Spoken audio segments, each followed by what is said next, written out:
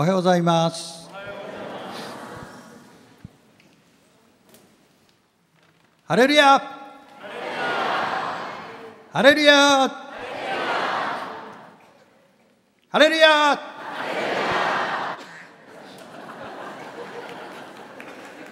ちょっと花粉症なんですね。ちょっとね、立って前後左右の方と挨拶しましょうか。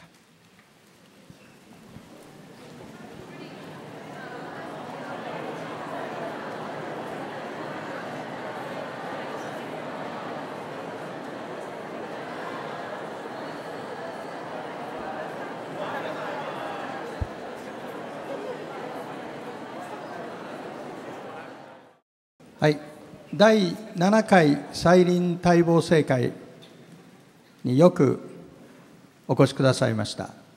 今回は9月にロサンゼルスでローカルの聖会を開催して、そこからスタートしたんです。その後日本に帰ってきまして、札幌、沖縄、名古屋、そして今週の火曜日は大阪、そして今日が東京大会なんです。で、4セッションフルに行うのがこの東京大会が初めてです。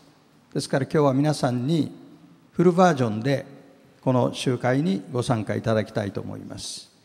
今回は特別講師としてニュージャージー州、アメリカのニュージャージー州でメシアニック・コングリゲーションを指導しておられるアーヴィン・サルツマン先生をお迎えしております。で、先生はちょっと今拍手しましょうか。Could you stand up and OK。 先生は救われる前は、イエス様を信じる前はユダヤ教のシナゴーグでトーラーの漏洩をしていたんです。で、その話を聞きまして、で、実は日本人で一人トーラーの漏洩ができる人がいるんです。そのことを先生に話をしたら、もうお腹抱えて笑って、ぜひ聞きたいと。次の反応は、俺よりもうまかったらどうしようか。で、今日冒頭に鶴見さんという方にお願いして、どこにいますか、鶴見さん。はい、じゃあ前に出てきてください。マイクを使って。彼がですね、はい、創世記の一章、向こうの方がいいかな、司会者のマイク。どっちでもいい。はい。創世記一章の1節から5節までですか。はい。はい、それを漏洩しますので、どうぞお聞きください。よかったら終わってから拍手してください。ではお願いします。はい、こんにちは。すいません。じゃあちょっと真似事をいたしますので聞いてください。ベレシートパラエロヒムエトハシャマインベエトハレツベハレツハイタトフバボフוחושך על פני תהום, ורוח אלוהים מרחפת על פני המים. ויאמר אלוהים יחיול, ויחיול, וירא אלוהים את האור כי טוב, ויבדל אלוהים בין האור ובין החושך. ויקרא אלוהים לאור יום ולחושך קרא לילה ויהי ערב ויהי בוקר יום אחד.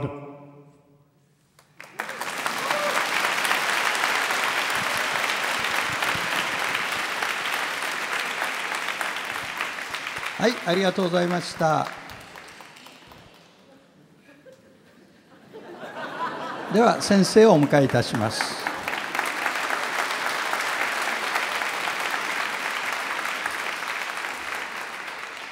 How was it? It was fabulous. 素晴らしかった。My wife is going to ask me, what did you discover about the people in Japan? で、私の家内が日本に行ってどういうことを発見したのという質問したら、 And I'm going to say they read the Torah beautifully, トーラを麗しく漏洩される人々だと答えると思います。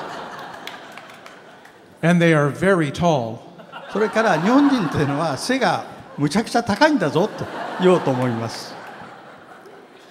But realistically, he did a beautiful job. でもね、 Beautiful. 本音で言いますと本当に素晴らしかった。 I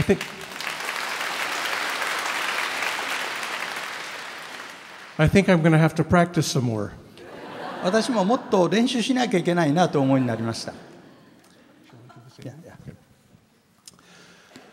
Bereshit bara Elohim et hashamayim ve'et haaretz ve'haaretz hayta tohu vavohu ve'choshech al pnei tehom ve'ruach Elohim merachefet al pnei hamayim vayomer Elohim yehi or vayihi or vayar Elohim et haor ki tov vayavdel Elohim bein haor uvein hachoshech vayikra Elohim laor yom velachoshech kara laila vayhi erev vayhi voker yom echad.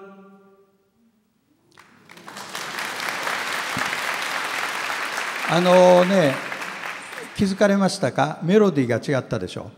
だからね、メロディー2つの大きな流れがあるんです。だから、yours is this melody is Ashkenazi melody、アスケナジ系のメロディーで今漏洩してくださいました。もう一箇所お願いしてあるんです。イザヤ書60章、Isaiah chapter 6。60 verses 1 to 3.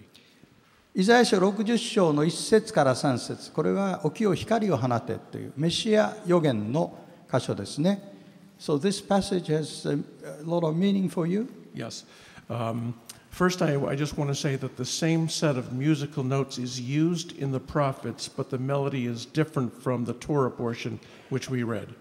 街道ではトーラーポーションと、それからハフトラーっていう預言書から読むのと2つ読むんですが、テキストに指示してあるノートっていうんですが、どれをくっつけてどれをどういうふうに読むっていうのは同じノートを使ってるんだけど、メロディーが違うんです。But Isaiah 60, 1 to 3 is meaningful to me because it was my bar mitzvah portion. で、彼がユダヤ人として成人式を通過した時に朗読した箇所がイザヤ書60章1節から3節です。And it starts out with the words, Arise, shine, for your light has come. 起きよ光を放て、あなたの光が来たからだという呼びかけで始まるんです。And I wasn't a believer in Yeshua at the time of my bar mitzvah. で、バルミツバの時はまだイエス様を信じていませんでした。But a number of years later, I came to know him who is the light of the world. しかしそれから数年経ってイエス様がやがて来たるべき光である、メシアであるということを信じるようになりました。And my light had truly come. そして私の人生は本当に変わったんです。And his name was Yeshua. その方のお名前はイエシュア、イエスというお名前です。So now I'm going to chant Isaiah 60 verses 1 to 3. では今からイザヤ書60章1節から3節を漏洩します。Are you ready?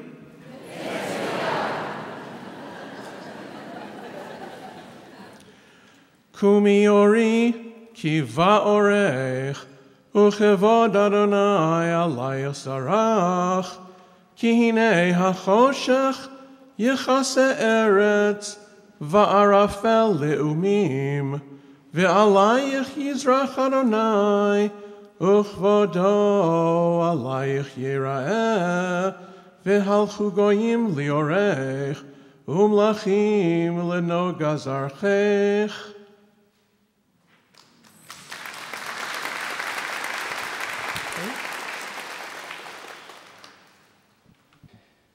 さあ、それではアーヴィンさんの証をお聞きすることにいたしましょう。Now would like to hear how you became a believer.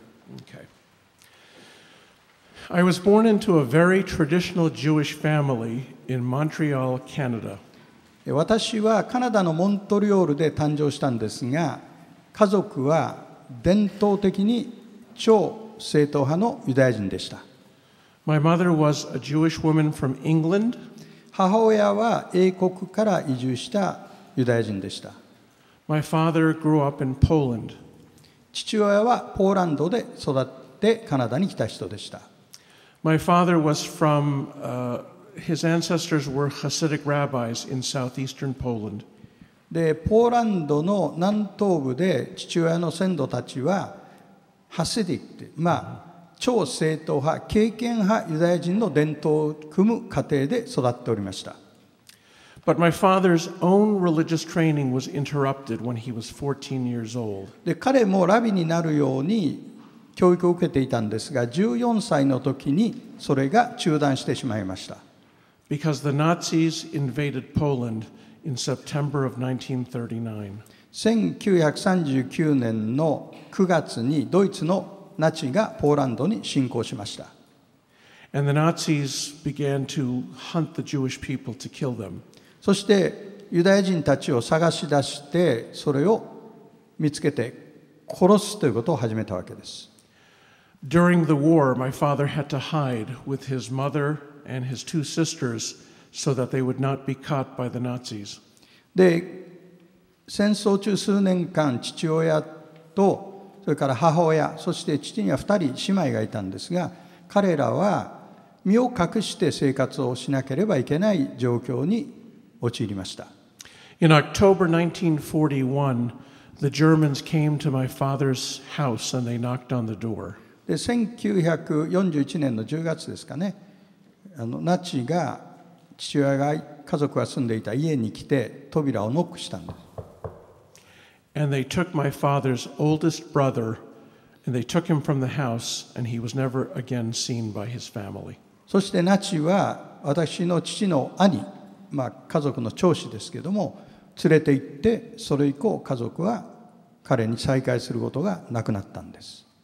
His name was Isaac. I'm named after him. その亡くなった長子の名前がアイザック、イサク。だから彼のヘブル名もアイザック、イサクです。And then when my father and mother and two sisters went into hiding, one story they told us, my father used to tell me and my brothers when we were young. で、私の父が私と弟たちがまだ小さかった頃よく語ってくれた話があるんです。Was that they were hiding in a field on the edges of a forest. ある時森のそばにある野原で隠れながら生活をしていたんです。And one day they were out in the field. It was a summer day and they were collecting food. 夏の時でしたけれども、食べ物を集めるために野に出て行きました。And then they heard the boots marching and they realized the German soldiers were drawing near. ちょうどその時にドイツ兵たちが行進して近づいてくる靴音が聞こえたんです。So each of them ran at that point to the nearest tree to take cover and hide. そこで家族一人一人が別々に逃げて木陰に身を隠すということをしたわけです。And as my father sat perched in the tree branch, he turned around and noticed that one of his sisters didn't make it in time. で、父親はうまく木陰に身を隠したんですが、振り返ってみると姉妹の一人が間に合わなかったんです。He saw the soldier shoot her to death in the back. そして兵士が背後から姉妹を撃ち殺す姿を見たというんです。これが父親の悲しい記憶の一部であったわけです。But miraculously, my father survived the war. で、奇跡的に私の父は戦争中も生き延びることができました。And when he left Europe in 1948, he went to the land of Israel. 1948年にイスラエルからヨーロッパからイスラエルに移住いたしました。And you know that in May 1948, the state of Israel was proclaimed again on its ancient soil. で、1948年の5月、イスラエルは古代から彼らがいた地に独立宣言を発することができました。And the very next day, 5 Arab armies invaded to drive the Jews into the sea. で翌日5つのアラブ諸国がイスラエルに攻撃を仕掛けてきて地中海にユダヤ人たちを投げ込むと宣言したんです。And so my father went from one war to another. で私の父親は戦争に参加してさまざまな戦いを経験することになりました。The Nazis had killed 200 people in my father's family. で父親の家族親戚の中で200名に上る人たちがナチの手によって殺されたんです。And 6 million Jews were killed in the Holocaust. またホロコーストでは600万人のユダヤ人が殺されました。And now the Arab armies were pursuing the destruction of the state of Israel. そして今アラブ人の軍隊が新しく独立宣言をしたイスラエルを破滅しようとして攻撃をしてきているんです。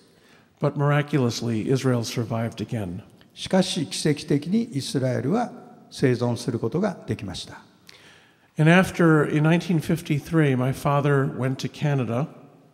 1953年、父親はそれからカナダに移住したんです。And he met my mother, they were married. そこで一人の女性に出会い、二人が結婚した。それが私の母親です。And they had my brothers and me, and they were committed to raising us in a very traditional Jewish home. で私とあと二人弟がいるんですが、伝統的なユダヤ教の習慣に基づいて子供を教育しようと考えたわけです。We went to synagogue on the Shabbat and on all the Jewish holidays. ですから安息日になると必ずユダヤ教のシナゴグに行き、ユダヤ人の祭りは厳格に祝っておりました。We observed all of the Jewish dietary laws in our home. また家庭ではユダヤ教の食物規定にのっとって食生活を行っていました。I went to Hebrew school from a very early age. 小さい頃からヘブル語の学校に通っていました。And then when I turned 11, my father sent me to a rabbinical academy so that I could have the same training that he himself had interrupted. で11歳になった時に父親は私をラビを教育する学校に送りました。彼の学びは途中で中断したんですが、息子の私にはそれを継続させようと意図したわけです。And I attended an ultra-Orthodox school named the Lubavitcher Yeshiva. で超正統派のユダヤ人のグループにルバビッチというグループがいるんですが、そのルバビッチ派が経営している神学校、ユダヤ教の神学校に通うようになりました。If you have ever seen pictures of ultra-Orthodox Jewish people, you know that they wear the dark suits, they have the beards, the earlocks. 皆さん写真でご覧になった方が多いと思いますが、黒い長いコートを着て、ひげを伸ばして、そしてもみあげを長くしている、ああいうグループですね。It was also at that time that I started to prepare for my bar mitzvah. で当時私は自分の成人式の準備を始めました。And my father sent me when I was 10 years old to apprentice under a cantor. で10歳になった時に父親は私をトーラを漏洩する先生の弟子としてそこに送り込んだんです。And so I also discovered that I had a photographic memory at that time. その時に私は神様から賜物をいただいている。つまりまるで写真を写したかのようにトーラを見た時に鮮明に記憶ができるという賜物を発見したんです。I was able to memorize large portions of scripture in the Hebrew with the melodies. でヘブル語のテキストをメロディーをつけて多くの箇所を簡単に暗唱することができたんです。Like Tsuruni. 鶴見さんのように、もう名前覚えてる。And so I became a Torah reader in the synagogue. ですから街道で私はトーラリーダーになったんですね。トーラを漏洩する役割をするようになりました。So at that time I thought if anyone had the truth, if anyone knew the truth, I thought it was we, the Jewish people. で当時私が考えていたのは、自分には真理がある、自分は真理を所有していると言える人がいるとしたら、それはユダヤ人だと考えていたんです。If anyone had a relationship with God, I thought it was we. そして神との関係を持っている人がいるとしたら、それは私だ、ユダヤ人だというふうに考えていたんです。A number of years later, I was 22 years old, and one summer I was out of work. さあ、話は飛んで22歳の時に行きます。ある夏、仕事がない時期があったんです。And one of my friends introduced me to something that was called the party lines. で、友人の一人が私にパーティーラインという電話回線があるぞと教えてくれたんです。There were telephone lines in Montreal that nobody used. They were being used by the phone company as test lines. で、このパーティーラインっていうのはカナダのモントリオールで電話会社が通話のテストをするために設置してあるラインで、誰かが個人的に持っているものではないんです。But when people discovered it, thousands of people around the city began to call. ところがこのラインがあると分かったときに、何千という人がそれを使い始めたんです。And if you called and you got through, you would end up speaking to a complete stranger. で、ダイヤルしてそのラインにつながると、うまくつながった場合は全く知らない人との会話が始まるわけです。And usually men would call to meet women, and women would call to meet men. で、普通は男の子が女の子に、女の子が男の子に話したいっていうふうな感じで電話をしてるわけです。And one day I got a 16-year-old Gentile high school student on the other end. さあ、ここから話が始まるんですよ。そのパーティーラインである時、16歳の異邦人のクリスチャンの青年とつながっちゃったんです。He was 16 years old and I was 22. 16歳、私が22歳。And the first thing he said to me was that he was a born-again Christian. まず彼が言ったのは、僕ね、ボーナゲンクリスチャンなんだ。Now, I didn't know a lot about born-again Christians, but the few things that I did know made me respect them greatly. で、ボーナゲンっていう言葉自体あまり詳しくなかったんだけども、いくつか知っていまして、ボーナゲンクリスチャンに対する尊敬の念は持っていたんです。I knew they were pro-life, they were pro-family, and they were pro-Israel.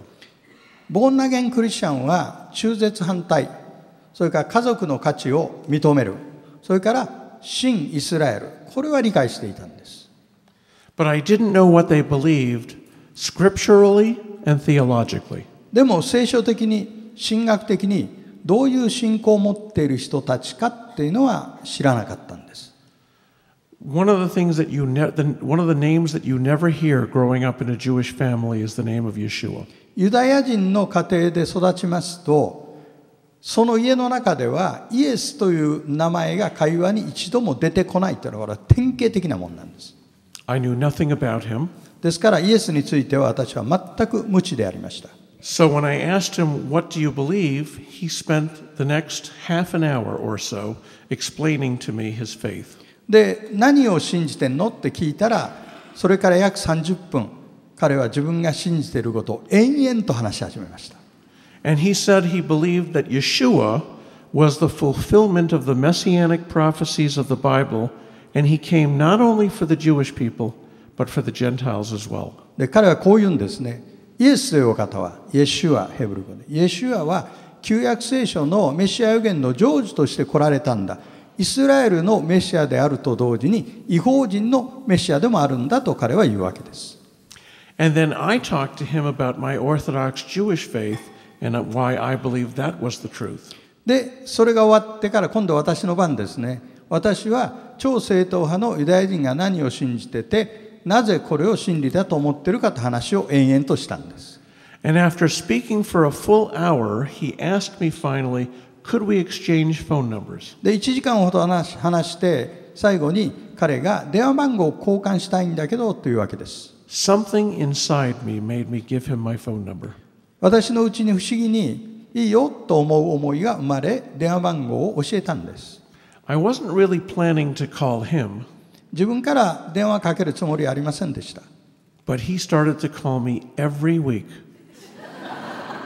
しかし彼の方から毎週1回電話かかってくるんです。And he would always share messianic prophecies from the Old Testament. そして旧約聖書からメシア預言の引用をしてそれを解説するんです。And he was a remarkable young man because he was only 16, たった16だからね、この若造がっていう感じですね。but he was also legally blind. で、彼は法律上の定義では目が見えない盲人という肉体的なコンディションにあったんです。He suffered from a disease called albinism.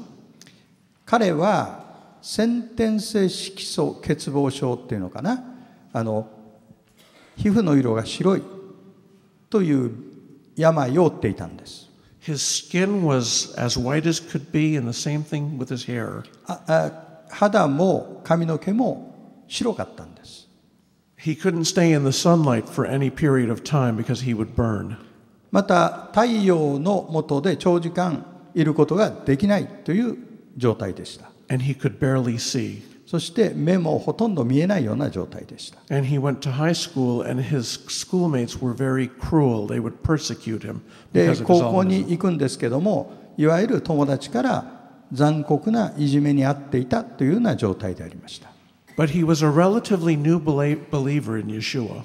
で、彼はつい最近クリスチャンになったばかりの人でもありました。 He was on fire for God, and he had a burden for my soul. しかし神様の働きのために心が燃えていて、ユダヤ人である私の魂に対して重荷を感じてくれたんです。 And so when he would share the messianic prophecies, I had one problem.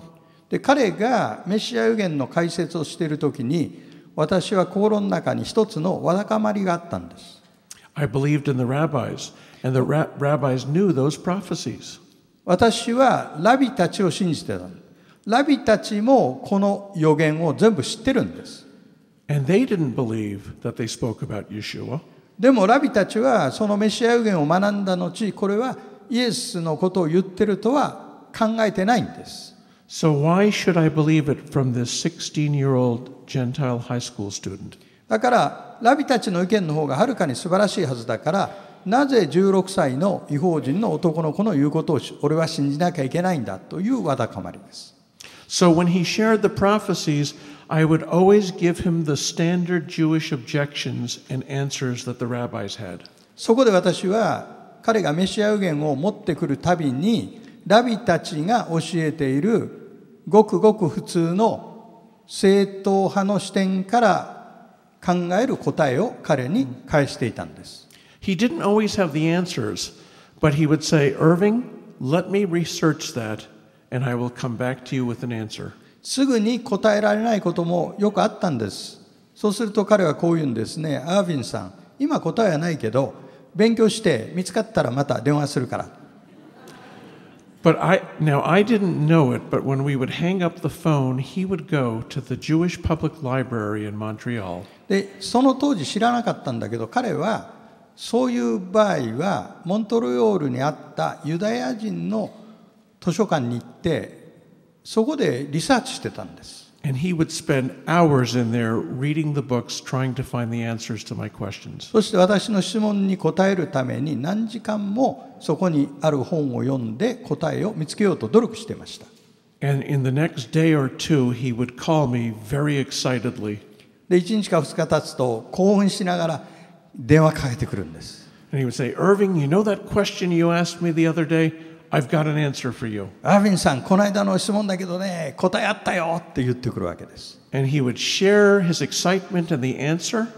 そして本当に喜びながらその答えを私に分かち合ってくれたんです。And usually I would ask him a different question. で、そういう答えが来ると普通私はまた次の質問を彼にするんですね。And he would have to go straight back to the library. また彼は図書館に走り込むというようなことを繰り返しやってたんです。But this carried on for about a year. これがね、なんと1年も続いたんです。And then one night he called me late at night while I was lying on my bed. で、ある時夜遅くでした。もう私はベッドで横になってたんですが、遅い時間に電話があったんです。And he asked me a question, and I could hear the fear in his voice. で、彼が質問したんですが、彼の声が恐れながら質問してるっていうのは分かるような声だったんです。He said, "Could I read you something from the New Testament?" 彼はこう言ったんです。新約聖書からある箇所を読んでもいいかというわけです。He'd never before opened the New Testament because he figured Irving was Jewish. I have to stick with the old.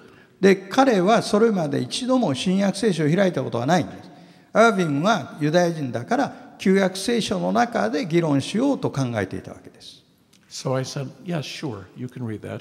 でそこで私は、いいよ、読んだらいいよと言いました。And I don't know why he chose the portion of Scripture that he did, but he chose the Sermon on the Mount from Matthew 5, 6, and 7. なぜ彼がこの箇所を選んだのか分かりませんが、彼が選んだのは三条の水訓、マタイ5、6、7章でした。And by the time that he had finished reading those 3 chapters, I was in shock. で、彼がその3章を読み終える頃には、私は大変なショックを感じたんです。It was like someone had dumped a ton of bricks over my head. まるで私の頭の上に何トンものレンガを落とした人がいるような、そんな感じでした。I had never heard teachings like that before in my life. 自分のそれまでの人生でそのような教えを一度も聞いたことがなかった。Two things in particular were very impressive to me about the words of Yeshua in the Sermon on the Mount. 特に三条の水訓のイエス様の言葉で私に深い印象を与えた点が2つあるんです。First was his wisdom. まずイエスの知恵です。For example, he said that we don't need to worry about what we'll eat tomorrow or what we'll wear tomorrow, because God even feeds the birds of the air and clothes the lilies of the field. And if that's true, how much more so are we valuable to God that He will feed us and clothe us as well? まず一つの例を挙げますと、イエス様が何を着ようか何を食べようかと思い煩う必要はない。見なさい、神は空の鳥を野の百合を養っておられるではないか。あなた方は鳥よりも野の百合よりもはるかに素晴らしいんだ。だから神があなた方のことを心配してくださらないはずがないというこの教えです。But what struck me as even more amazing than his wisdom was his authority. さらにその知恵以上に驚いたのがイエスが示された権威です。I had studied the rabbinical writings in my yeshiva. で、私はユダヤ教の神学校に行っていた時にラビ文書の勉強を随分しました。And whenever a rabbi in the rabbinical writings would give his opinion, or an interpretation, or a scriptural interpretation, or a legal judgment, he would always quote another rabbi as his authority. ラビ文書を学びますと、あるラビが自分の意見を言ったり、あるいは聖書解釈を提示したり、あるいは紛争に対して判断をしたりする場合に、自分の意見の正当性を証明するために、彼よりも前の時代に来たラビたちの言ったことを引用するんです。So you always come across phrases like this. Rabbi Judah said in the name of Rabbi Simeon. 例えば、ラビユダはラビシメオンが言ったこの言葉を引用してこう言ったっていうのがもう典型的なラビ文書のパターンなんです。This rabbi said in the name of that rabbi. このラビはかつて生きたあのラビの権威に基づいてこう言ったというような言い方をするわけです。By contrast, in the Sermon on the Mount, Yeshua claimed his own authority. しかし、それとは対照的に三条の水訓でのイエスはご自分の権威に基づいて教えておられる。The phrases that you come across in the Sermon on the Mount go like this. 三条の水訓で繰り返し出てくるフレーズはこれです。You have heard it said from ancients, thou shalt not commit murder, but now I say to you that if you hate your brother in your heart, you have committed the essence of murder. 例えば、あなた方は人を殺してはいけないと言われてきたのを聞いている。しかし私は心の中で兄弟を憎んだだけで人殺しをしたんだというこの対比ですね。Or you have heard it from ancients, thou shalt not commit adultery. But if you lust after a woman in your heart, you've committed the essence of adultery. あるいはあなた方は姦淫を犯してはいけないと言われてきたのを聞いている。しかし私は心の中で情欲を抱いて女性を異性を見ただけで姦淫だと教えるという権威ですね。Do you see the difference? You have heard it said, but now I'm telling you it's this way. 皆さん分かりますか？あなた方はこう言われてきたのを聞いている。しかし私はこう言うという対比ですね。He didn't need any other men for his authority. イエス様はご自分の権威を示すために昔生きていたラビを引用する必要はなかったんです。He was the God-man who gave that law. He had every right to interpret it and explain it. このお方は神が人となられたお方で、聖書に書かれてある律法の制作者でもあるんです。ですから正しく解釈する権威を初めからお持ちなんです。And if you see the last verse in the Sermon on the Mount, Matthew 28, it says there that all the crowds marveled at him because he taught with authority, not as their scribes. で、マタイの福音書の三条の水訓の一番最後の説を皆さん確かめてください。なんて書いてあるか。人々はこの方の権威に驚いたって書いてあるんです。この方は律法学者のようにではなく権威あるもののように教えた。それゆえに群衆は驚いたんです。That's exactly the way that I felt. I marveled at his authority. それがそのまま私が感動した点だったんです。私はイエスの権威に驚きを覚えたんです。No man had ever spoken this way in Israel's history. イスラエルの歴史の中でイエスのように権威を持って教えた人は一人もいません。So that evening, I began to wonder inside myself if maybe Yeshua really was the Messiah, and maybe we had been wrong about him as a nation.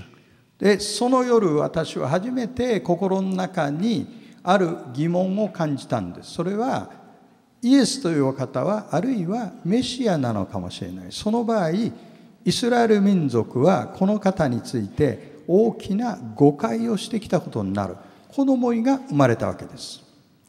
And so that day I vowed to myself that I was going to study the prophecies of the Old Testament, but without the filter and interpretation of the rabbis. その夜私が心に決めたのは、ラビたちの助けを求めないで、自分でヘブル語聖書のメシア予言を学び、研究してみようという決心であります。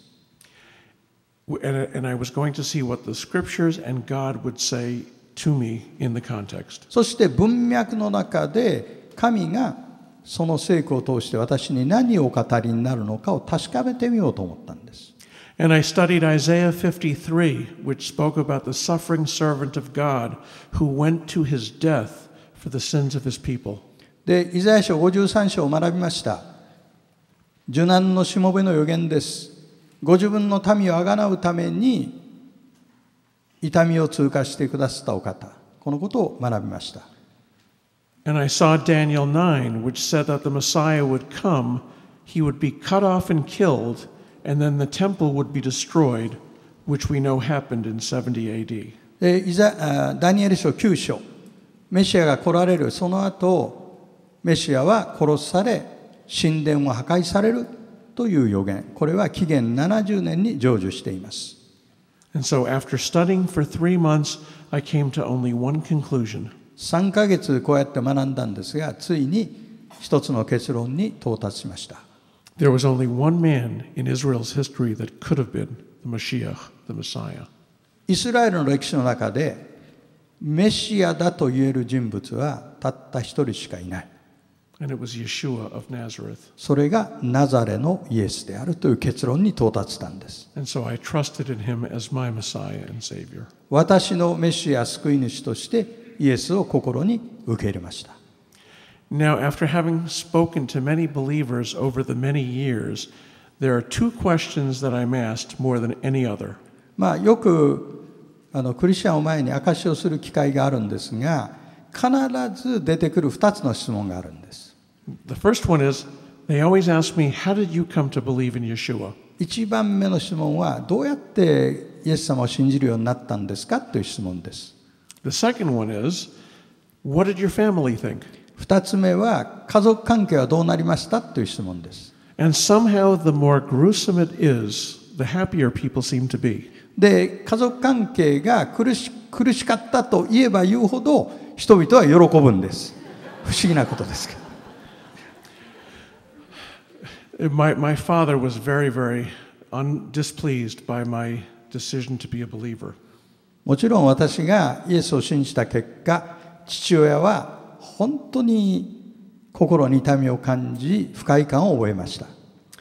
But first, let me say that I was working in a synagogue as a Torah reader when I came to know Yeshua as the Messiah. さあ、イエス様を信じた当時、私はシナゴーグでトーラを漏洩する奉仕をしていたんです。So I knew that I had to be very careful about how I told people of my faith because I knew they would throw me out. 自分がイエスを信じたということを分かっちゃうのに、すごく注意しなきゃいけない。それが分かっちゃうと、シナゴーグから追放されてしまう。And I also knew that I had to be very careful about how I told my father because I knew that he wouldn't take it very well. で、父親に言うのも注意深くする必要がある。きっと喜ばないだろうから。And at that time, I used to go to my father's house every Friday night for Shabbat dinner. で、当時、毎週金曜日に安息日の食事をするために父の家に行っていたわけです。And as was his custom, after the meal, he would always launch into a religious discussion either of the scriptures or of Jewish history. で、当時彼の習慣でしたが、食事の後必ずユダヤ人の歴史か、あるいは聖書の解説か、どっちかを話し始めるわけです。So one such Friday, after the meal was finished, he started talking about Jewish history, and he started talking about all of the promises that God made to Israel to protect them and to preserve them. で、ある夜、彼は食事の後、ユダヤ人の歴史の話をしたんです。そして、ユダヤ人が通過してきたさまざまな困難のことについて語り始めたんです。その後で聖書を読むと、神様がイスラエルを守るという約束がこんなにたくさんあるんだ。But as he looked at Jewish history, he saw only one persecution and tragedy after another. それにもかかわらず、ユダヤ人の歴史を振り返ると、迫害、また迫害、また迫害という迫害の連続です。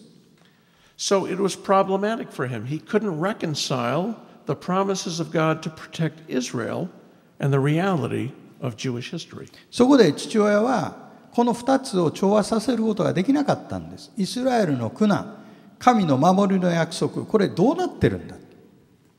So when he said that, I thought, here's my chance. さあ、彼がそう言った時に私は今がチャンスだと思いました。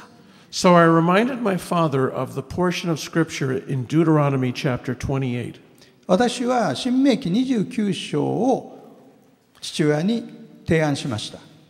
Deuteronomy 28, God promised blessings if the Jewish people... Deuteronomy 28? Deuteronomy 28, yeah. ごめんなさい、新明記28章。はい。In Deuteronomy 28, God promised blessings if the Jewish people were obedient to the covenant. で、その中でユダヤ人たちが契約に忠実であれば神は彼らを祝福する。But on the other hand, he promised curses if they were disobedient to the しか covenant. し、不真実であれば呪いを招くことになるという予言、警告の言葉があります。So I reminded my father that Israel would only ever suffer for sins. そこで私はイスラエルが苦しんでいる理由はイスラエルが犯した罪のゆえではないですかと言ったんです。And then my father had a rebuttal. He said, in my area of Poland, all of the Jewish people were obedient and orthodox. で、父親は反論しました。私が育ったポーランドのユダヤ人地区では、ほとんどの人が正統派のユダヤ人で、全く神に忠実な人たちだった。And I saw religious Jewish people put to death by the Nazis. しかし、その宗教的なユダヤ人でさえも、ナチによって殺されたじゃないか。So how could you tell me that we were punished for our disobedience? These were obedient Jews. だから、なぜ神に不従順だから裁かれたというのか、この人たちは神に従順な人たちなんだよ。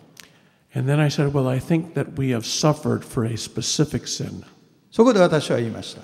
ユダヤ人が今苦難に遭っているのは、ユダヤ人が犯したある特定の一つの罪のゆえである。And my father said, what's that? で、父親は一体それは何だと言いました。And so I said, I believe it's for the sin, the specific sin of rejecting the Messiah. そこで私は答えました。それはメシアを拒否したという一つの罪だ。Then my father said, and who is that? 父親はそのメシアというのは誰だ？ And I said, I believe it was Yeshua.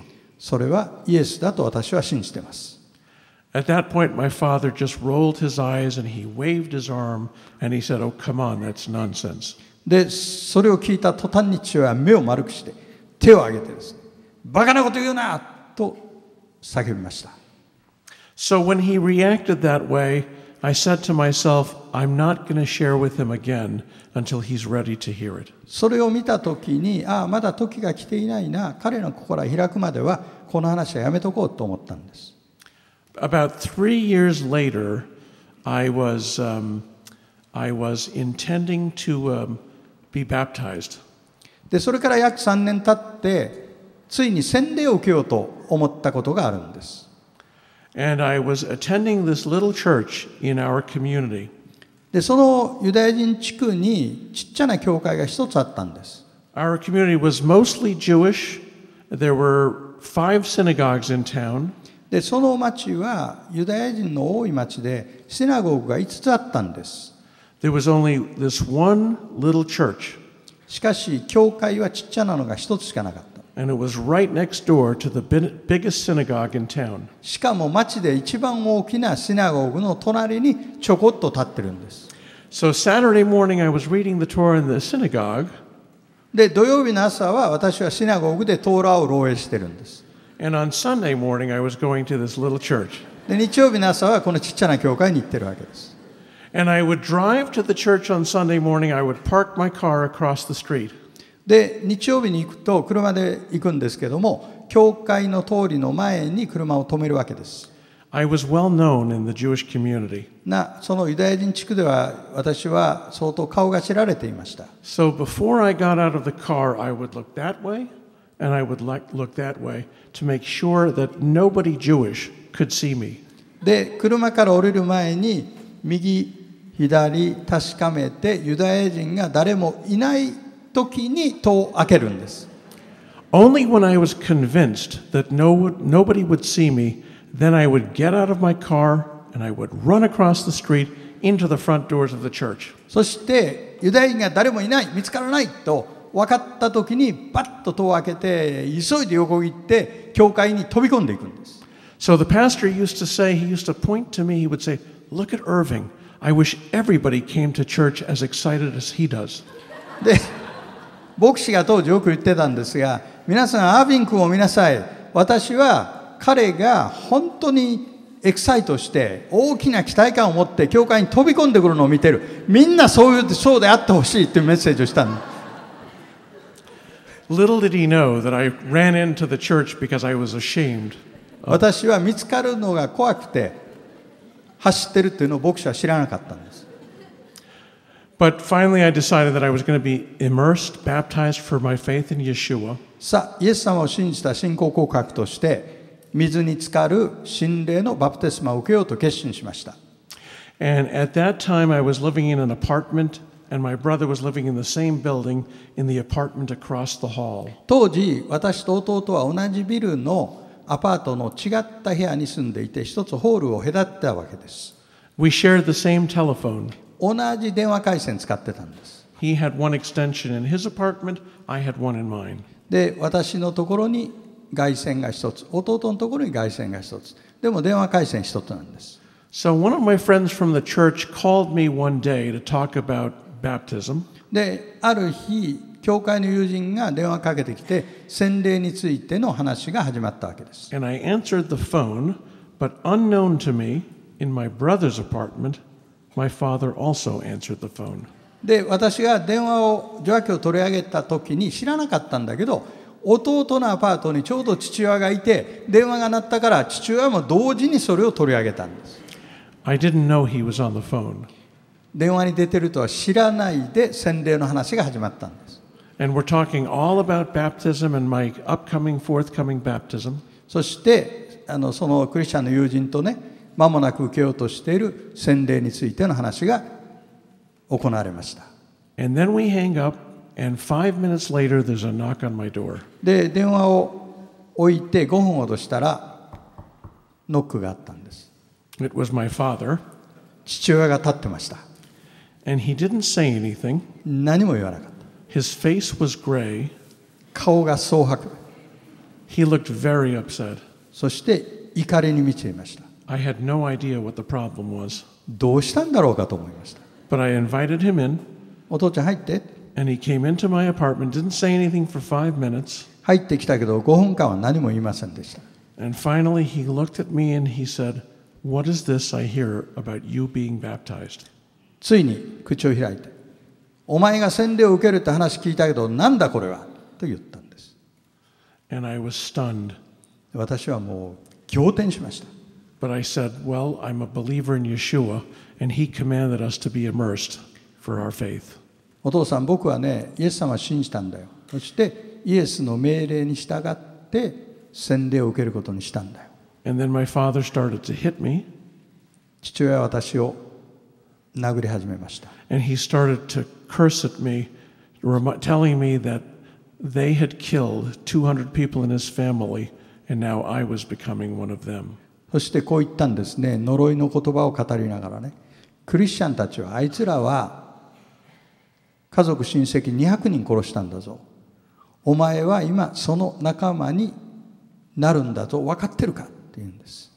As unusual as it may sound, most Jewish people thought that the Nazis were Christians. で、これは皆さん理解しがたいかもしれませんが、普通ユダヤ人たちはドイツのナチっていうのはクリスチャンだと思い込んでるんです。So it was the Christians that had killed his family, and now in his mind I was becoming one of them. クリスチャンが父親の家族200人殺した。で、父親の考えでは私がその仲間になるんだ。Baptism is perhaps the symbol that is most repugnant in Jewish homes. ユダヤ人の家庭ではクリスチャンが受ける洗礼っていうのは、自分の家族の中で受ける人がいたら一番辛い出来事でしょうね。一番受け入れられない出来事です。Because they believe that when you go into the water, you're a Jew. というのは、水に入るときはユダヤ人、ユダヤ人が水に入る。And when you come out of the water, you've turned your back on your entire heritage and identity. 水から出てきたら、ユダヤ人としての伝統や、あるいはユダヤ性を全部洗い流して、異邦人として出てくる。And my father actually gave me an ultimatum that day. その日、父親は私に最後通帳を投げつけました。He said, "Unless you recant your faith and don't be baptized, I will not have any relationship with you at all." こう言ったんですね。信仰を放棄して洗礼を受けることをやめるか、俺の息子であることをやめるか、どっちかだ。And I loved my father. He was my hero. 私の父をとっても愛していました。父こそ私にとっては英雄でした。The last thing that I ever wanted to do was to do something that would hurt him. ですから父親を苦しめるようなことは絶対にやりたくない。And so it was a very difficult thing, but a lot of my friends at the church were praying for me. で、洗礼を受ける決心するっていうのは大変難しいことでしたが、教会の兄弟姉妹たちがたくさん祈っていてくれました。And one day I was reading in the scriptures a passage from John chapter 6. で、ヨハネ福音書の6章を読んでいた時です。Where Yeshua is teaching a very difficult teaching, and he says, "Unless you eat my flesh and drink of my blood, you will die in your sins." イエス様が私の肉を食べ、私の血を飲まない限り、あなた方は罪の中で滅びていくということを話されました。And it was so difficult for the crowd to hear that it says that hundreds of his disciples began leaving him. それを聞いていた群衆たち、また弟子たちは、その教えがとっても難しい。その結果、聖書によれば人々はイエスから離れていった。弟子たちの多くもイエスを離れていったと書かれてあります。So he turned to the 12 and he asked them, "You don't want to leave me too, do you?" そして最後にイエス様は十二弟子の方を向いて、あなた方も私から去りたいと思っているのか、そうではないだろうとお聞きになりました。And Peter said, "No, Lord, you have the words of eternal life. To whom else shall we turn?" そこでペテロが代表して答えました。主よ、あなたは永遠の命の言葉をお持ちです。私たちは誰のところに行けるというんでしょうか。And that was the encouragement that I needed. 当時私が最も必要としていた励ましの言葉がそこにあったんです。Even if my belief and faith in Yeshua meant that I would lose my earthly family, he was the one who had the words of eternal life. イエスを信じた結果、地上の家族を失うとしても、イエスこそ永遠の命の言葉を持っている方ですから、私はこの方に従わなければなりません。And after several days of gut-wrenching decisions, my father came to me, and he was the one in tears. And he was the one who said, "I cannot cast you off. You're my son, you're my flesh and blood. I love you."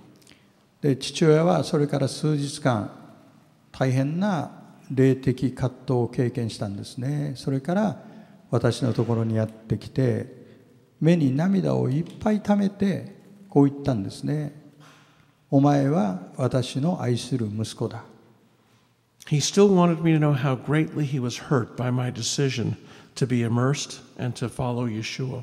お前が洗礼を受けるという決心をしたので、私の心がどれぐらい傷ついたかお前は理解できないだろう。けれども私はお前を愛しているから感動なんかできるはずがないよと父親は泣きながら言ってくれたんです。But he could not cast me off.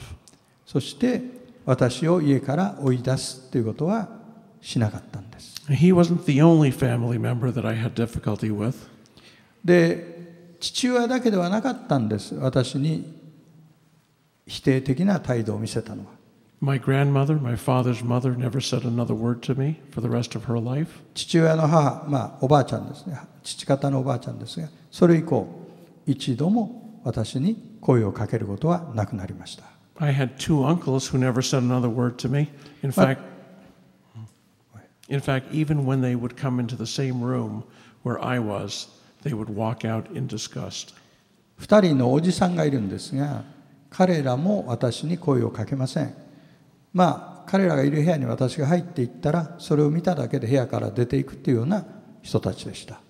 But I am convinced that what I've committed to him for that day, he will keep. しかし、私はイエス様を信じる、イエス様に献身すると約束したその約束を神様が守り続けてくださると信じています。Like Paul, I consider all things rubbish compared to the glory of knowing him. で、パウロが言ってることをそのままですね、このお方の栄光を知ることのゆえに、私はそれ以外のものを塵悪だと思うようになった。まさにそのことが私に起こったわけです。And I have committed my life to being a witness to my Jewish people of the Messiah Yeshua. そして私は同胞のユダヤ人たちにイエスがメシアであるということを証しするために私の生涯を捧げたいと思うようになりました。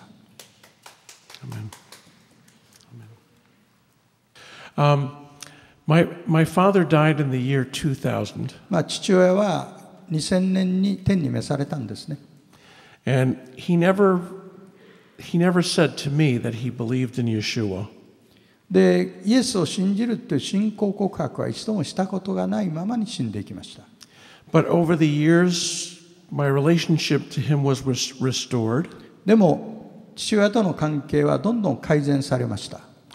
And he went to my wedding. My wife is a fourth generation Jewish believer in Yeshua. で、私が出会った女性っていうのは、メシアニックジューの4代目の女性なんですね。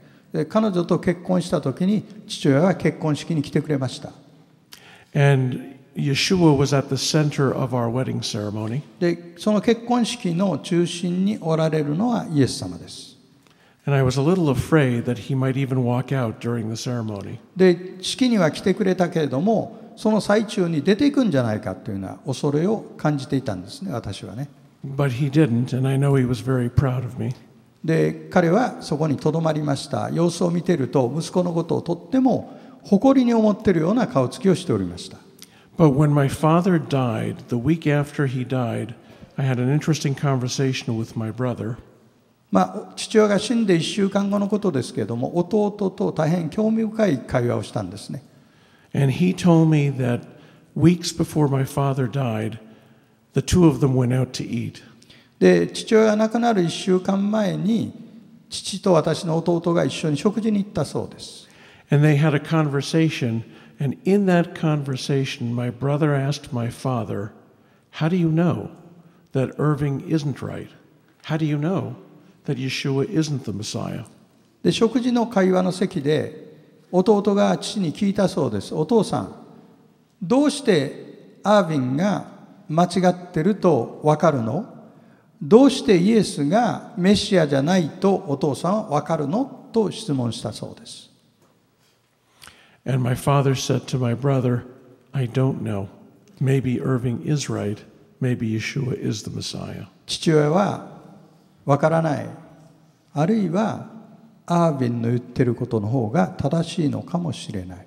あるいはイエスはメシアなのかもしれないというのがその時の父親の答えだったんです。So I can't be certain of his eternal destiny, but that's the hope that I carry in me. ですから父親がどういう状態で亡くなったのか私は判断できません。ただその会話を聞いて私の心には一末の希望が与えられているんです。That one day I will see him in heaven. それはやがて天で彼に会えるかもしれないという希望であります。And it really just shows me and us the urgency of the message of the gospel to share with all peoples. で、この証が教えていることは、福音をすべての人に緊急性を持って伝える必要があるということですね。Last question, how is the young guy, the Gentile boy who led you to Yeshua is doing right now? 当時16歳だった子が今何してるかというのをちょっと知りたいね。He became a pastor. 彼はね、牧師になったんですね。And he was in pastoral ministry for 12 years. 12年間牧会をしていました。And eventually he left the pastoral ministry. で、今はそのポジションを離れて、And he is a businessman today. 今はビジネスマンとして奉仕をしています。But he is still very active in his church as an elder. で、教会の長老として大変活発に奉仕をされています。He still teaches Bible studies. で、バイブルスタディを導いている奉仕もしています。And we still keep in touch. We're still great friends. そして今も交流を持ってますね。いい友達です。He's my spiritual father in the faith. いわば霊的な父親ですね、彼が。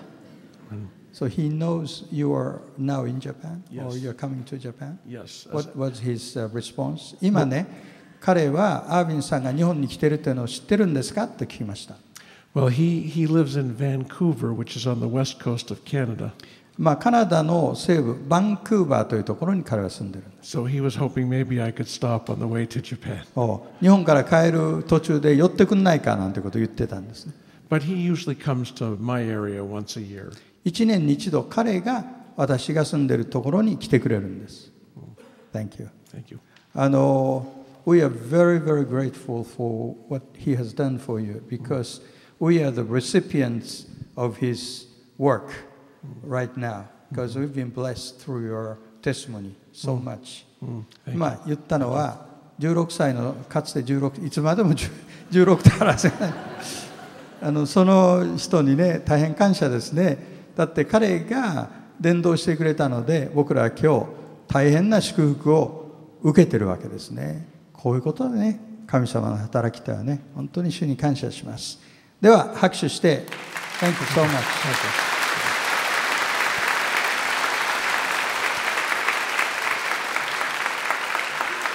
はい、一言お祈りしましょう。天の父なる神様、アービンさんの証しを通してユダヤ人の歴史、キリスト教とユダヤ人のすれ違い、また今もあなたがユダヤ人を救っておられること、こういったことをすべてお見せいただきありがとうございました。聖書のメッセージが私たちにとってより現実的なものとなってきました。残り3セッションありますけれども、それぞれのセッションをさらにあなたが導いてください。主イエスキリストの皆によってお願いいたします。アーメン。